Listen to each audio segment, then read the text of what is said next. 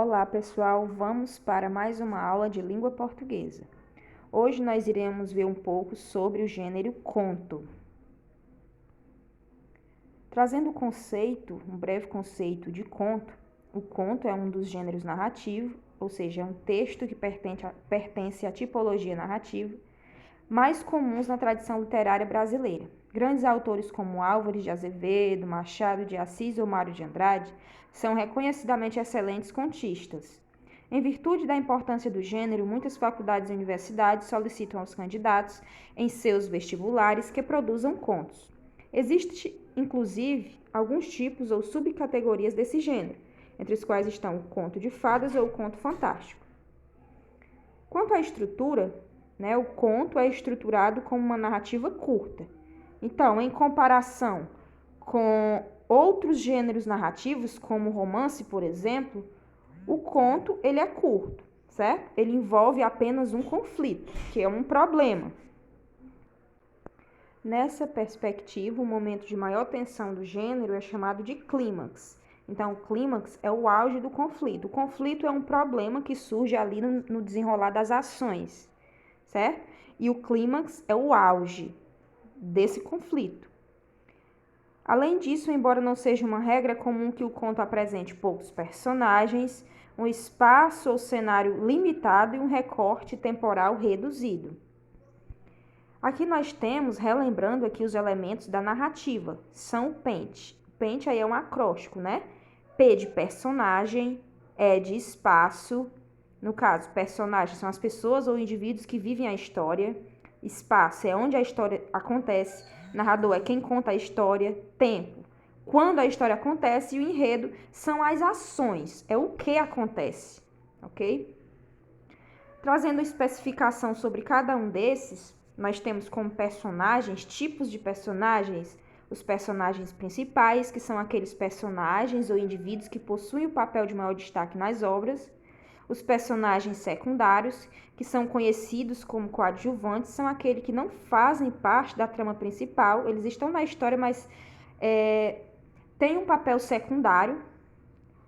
Quanto ao espaço físico e espaço psicológico. O espaço físico é o espaço real, é aquele que serve de cenário à ação onde as personagens se movem. E o espaço psicológico é o espaço interior da personagem, constituído por suas vivências, seus pensamentos e sentimentos.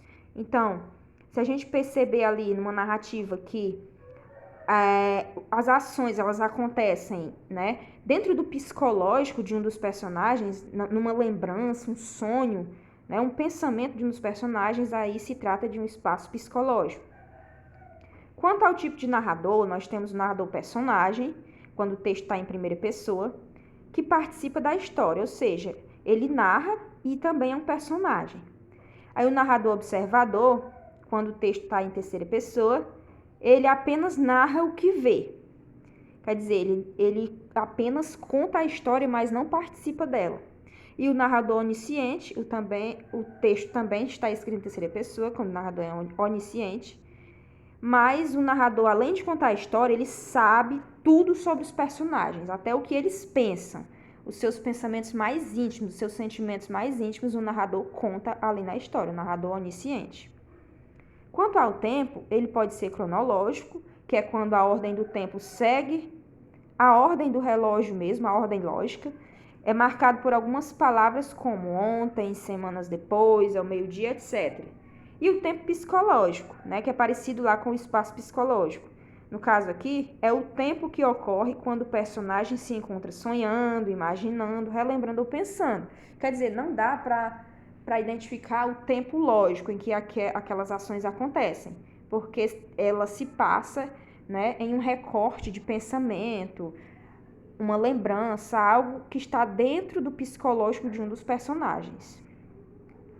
E quanto ao enredo, tem algumas subdivisões também.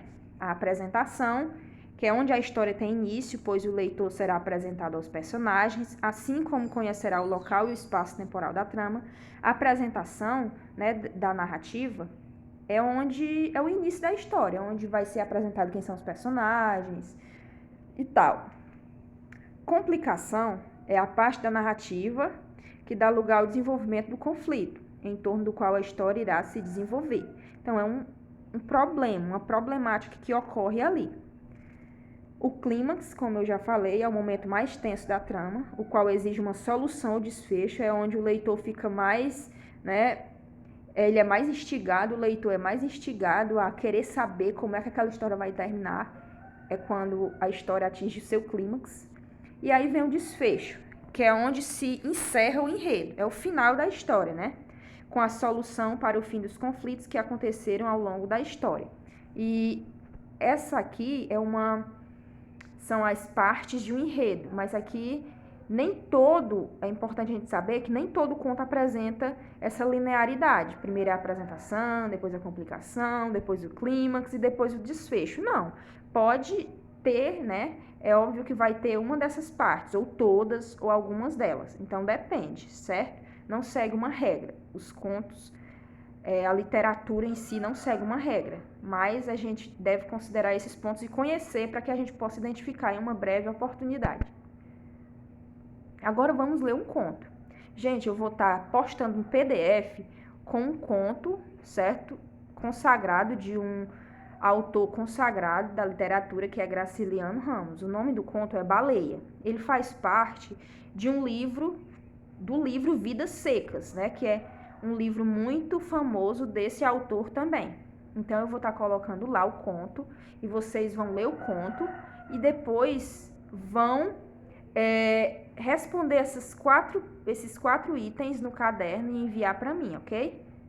Mas vocês não precisam enviar hoje, vocês vão ter um tempo, um prazo que eu vou estar especificando lá no grupo, ok?